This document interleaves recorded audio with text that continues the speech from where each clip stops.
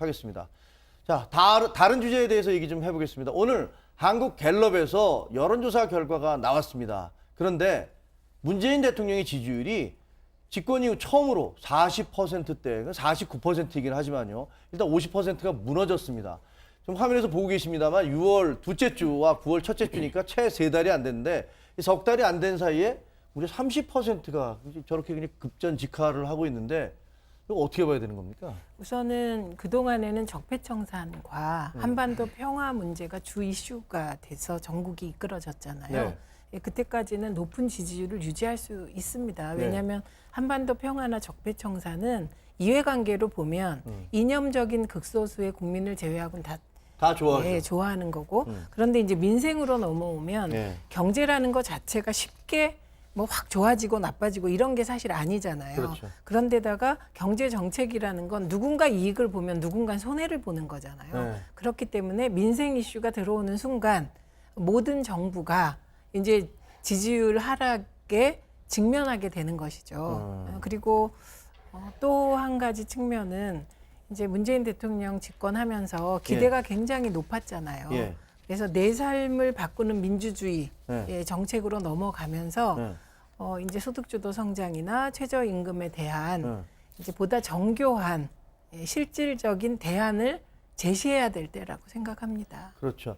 자, 근데 보면은 이제 그 지지층 중에서 50대, 40대의 긍정평가가 8% 감소했고 핵심 지지층이던 50대 지지율도 떨어져서 이제 거긴 역전이 됐다. 찬성과 반대가 이렇게 얘기가 되고 있는데 지지율 하락의 원인으로는 역시 지금 뭐 말씀하셨지만 최 전 의원 말씀하셨지만 경제 문제가 가장 저 화면 보고 계시죠? 경제와 민생 문제 해결 부족 저렇게 얘기하고 있네요. 네, 뭐 저건 누구나 예상할 수 있는 그런 응답이죠, 사실은. 그리고 특히 이제 여러 가지 자세히 뜯어보면 아마도 그 청와대나 이 현 정부에서 무겁게 봐야 될 분 중에 하나는 청와대에서 소득을 올려주겠다고 하는 영세 자영업자들 이런 분들이 지금 등을 돌린 어려운 게 그게 좀 굉장히 무겁게 봐드려야 할 부분인 것 같습니다. 청와대에서도 상황을 무겁게 인식한다. 국민 목소리에 더 귀를 기울이겠다. 이렇게 지금 얘기를 하고 있습니다. 근데 뭐 최 의원 말씀하셨지만 경제가 무슨 정책 몇 가지 더 쓴다고 해서 안 쓴다고 해서 갑자기 좋아질 수 있는 건 아니거든요.